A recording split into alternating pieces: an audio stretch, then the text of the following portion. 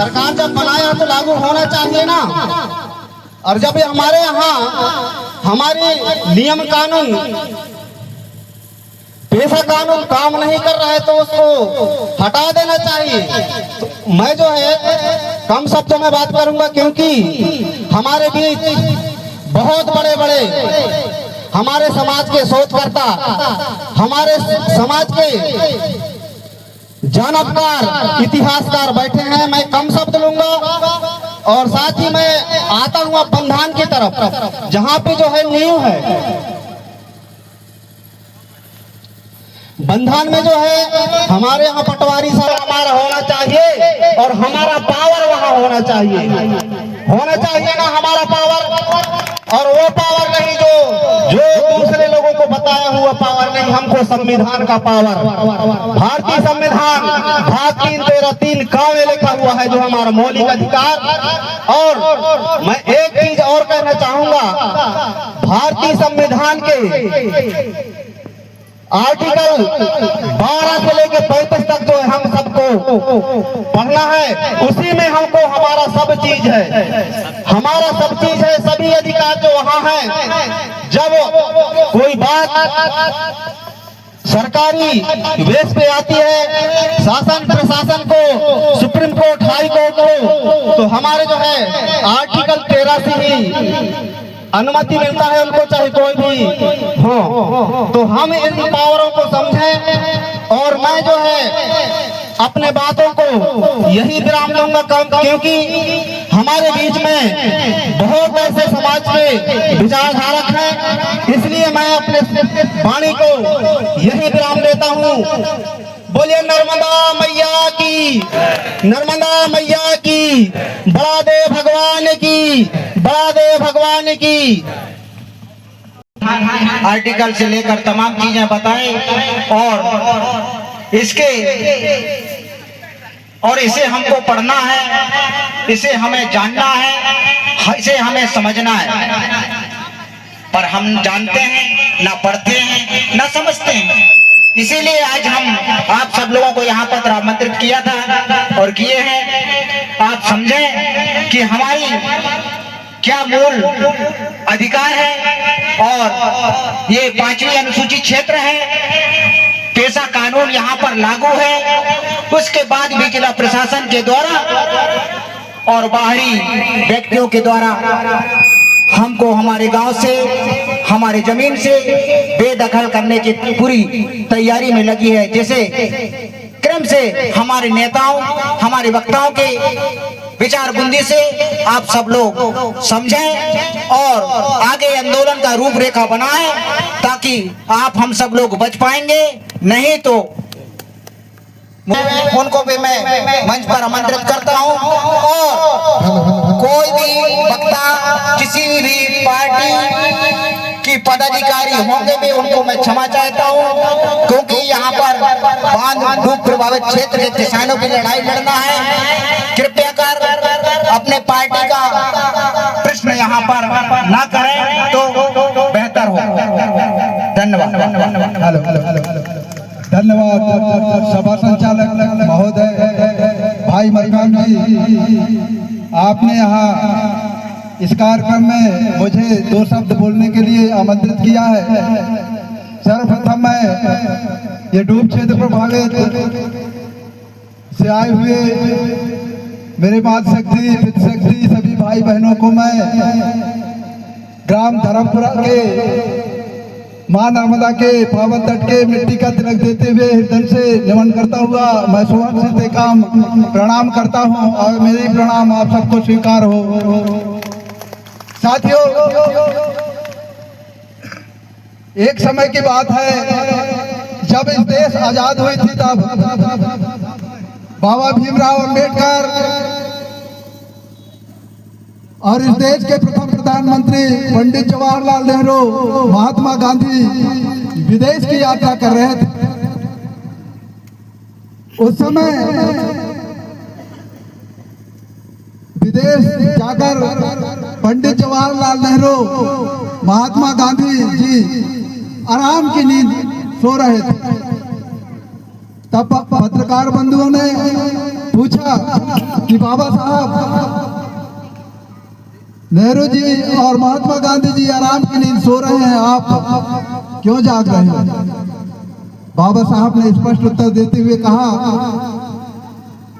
कि भाई इनकी समाज जागी हुई है, इसलिए आराम की नींद सो रहे हैं, और हमारी समाज सोई हुई है, उसको जगाने के लिए मैं जाग रहा हूं।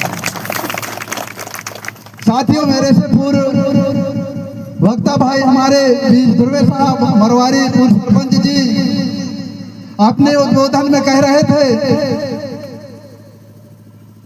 कि जब सारे अनुसूचित हमारे लिए, यहाँ के मूल निवासियों के लिए, आदिवासियों के लिए, आदिवासी का मतलब होता है एक ही जाति गौड़ समाज से नहीं, बल्कि इस पृथ्वी भाग में रहने वाले सभी जाति आदिकाल से निवास करने वाले वासी आदिवासी होते हैं।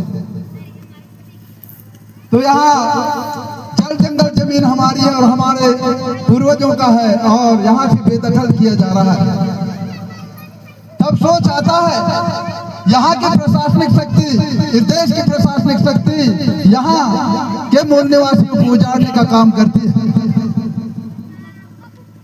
यहाँ तो राजनीतिक पार्टियों के तरह बात नहीं होनी चाहिए, समाज की तरह होनी चाहिए, पर वर्तमान में सरकारों के द्वारा कहीं राष्ट्रीय उद्यान बनाने की बात की जाती है।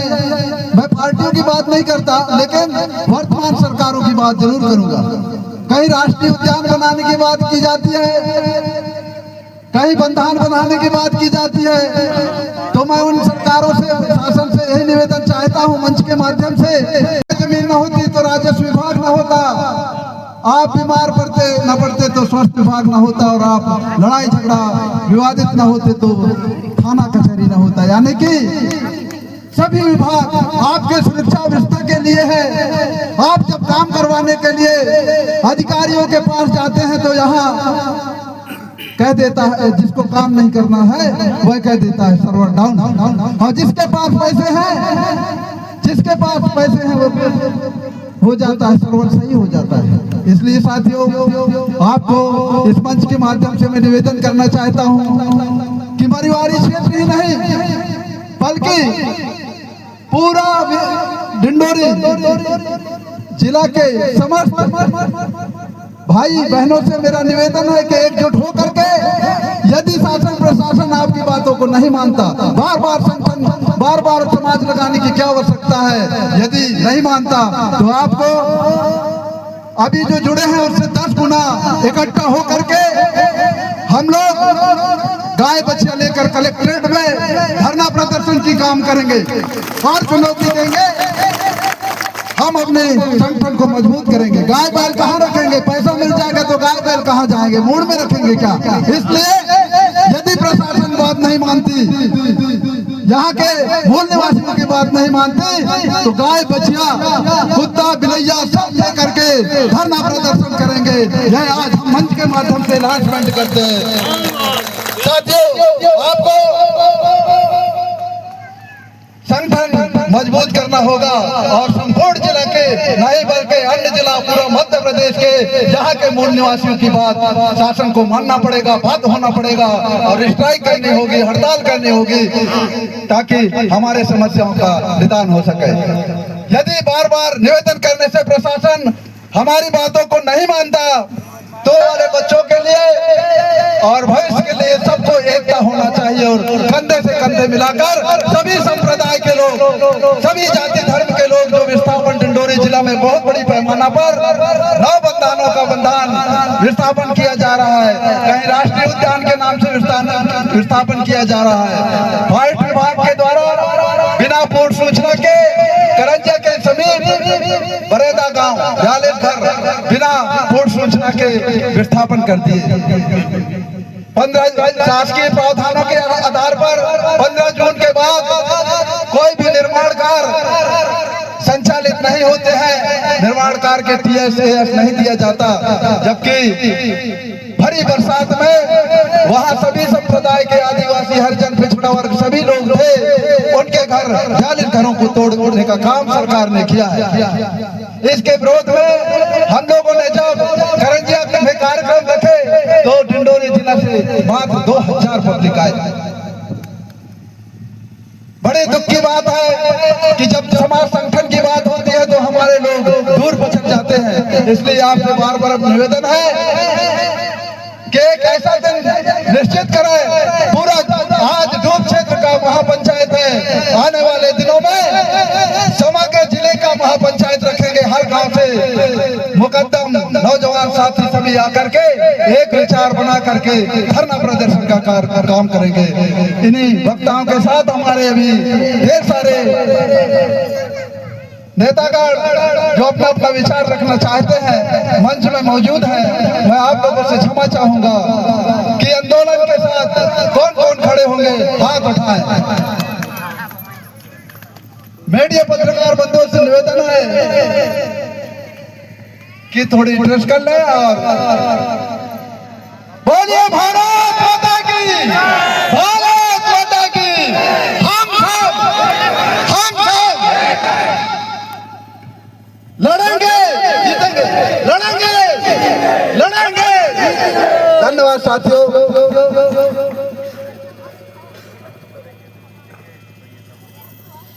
मरवाड़ी बंधन, मरवाड़ी बंधन। धन्यवाद मेरे मातृशक्ति पितृशक्ति।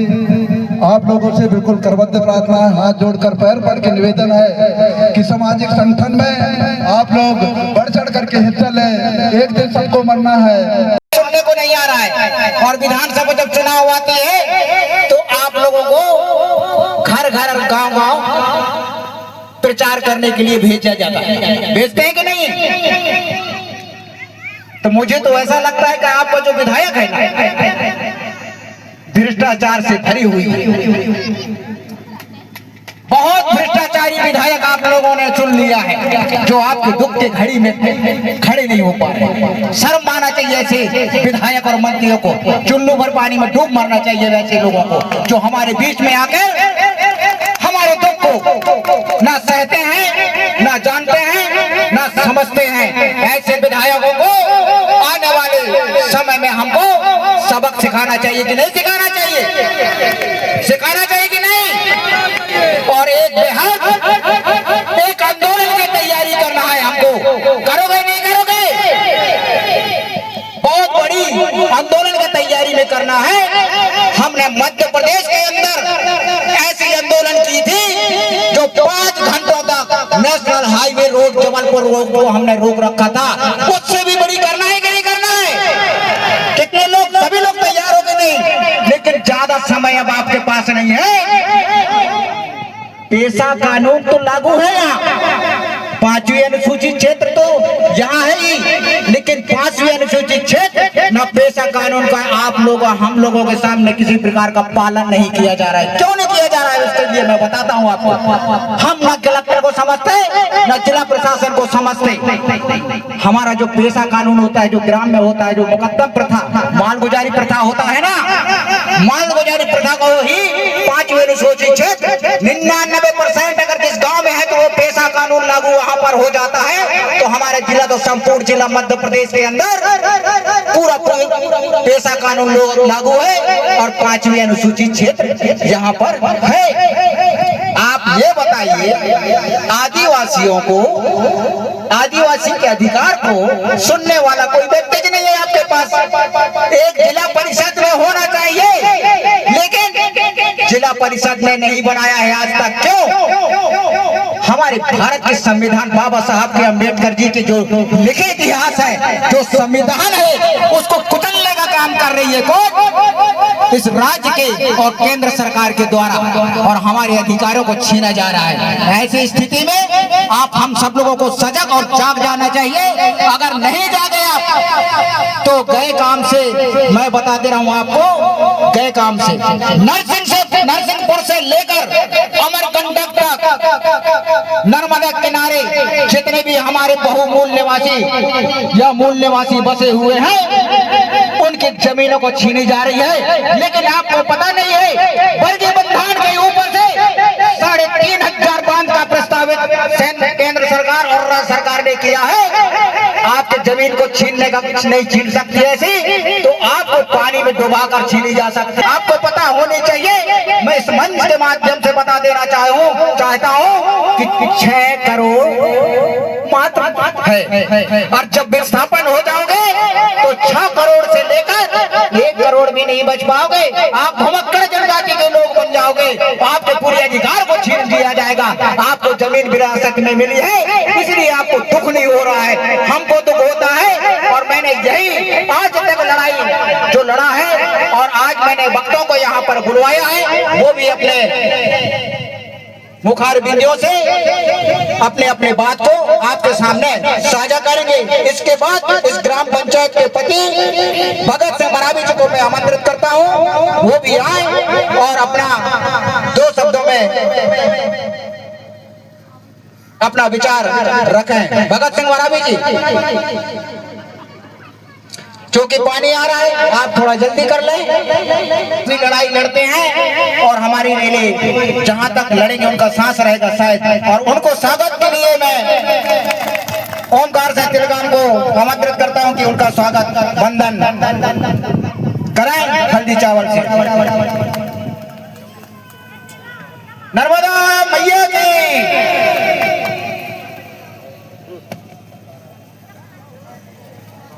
ये मरवारी बांध प्रभावित क्षेत्र, आज जो ये नर्मदा माँ के तट पे कार्य आयोजित किया गया, उस माटी को नतमस्तक करते हुए मातृ शक्ति पितृ शक्ति भगवान स्वरूप बैठे देवता के तुल सभी के चरणों में मेरा सेवा स्वीकार हो। साथियों, सबसे पहले एक नारा लगाना है। पहले हमारे पूर्वज के लोग इस बात को नारा लगाते थे, तो लोकसभा न विधानसभा, लोकसभा न विधानसभा। देखिए, लोकसभा न विधानसभा सबसे बड़ा ग्राम सभा। इस बात को मैंने भोपाल में गांधी भवन में बोला था, सभी की नींद खुल गई थी। विधानसभा भी छोटा है, लोकसभा भी छोटा है, ग्राम सभा ऊंचा है। तो सबसे बड़ा कौन सा ग्राम सभा बड़ा है? ये पंचायत जो 1996 में पेशा जो पंचायती राज अधिनियम बनाया है ना, उसका ग्राम सभा नहीं, ये गांव में जो चौपाल में बैठी जाती है वो ग्राम सभा बड़ा है। यही हम लोगों को भूल के कारण आज हम लोगों के ऊपर ये दशा आ रही है। पहले के लोगों ने जब गांव में चौपाल बैठ के कोई निर्णय लेते थे, वही सही परिमाण था, और न मानने वाले लोगों को, प्रत्येक गांव के लोगों को याद होगा, न मानने वालों को 2-4 लात मार के बाहर भी कर दिया जाता था। करते थे नहीं करते थे? पर आज जो है हम 1996 का जो पंचायती राज अधिनियम लागू किया, उस पंचायत के दायरे में घेर करके ये डैम कैसे स्वीकृति हुई है, ये आप लोगों को मालूम नहीं है। जबकि उस ग्राम सभा से पूछने का वही संविधान में लिखा है कि पहले ग्राम सभा की अनुमति लिया जाए। कौन सा ग्राम सभा 13(3) में आता है?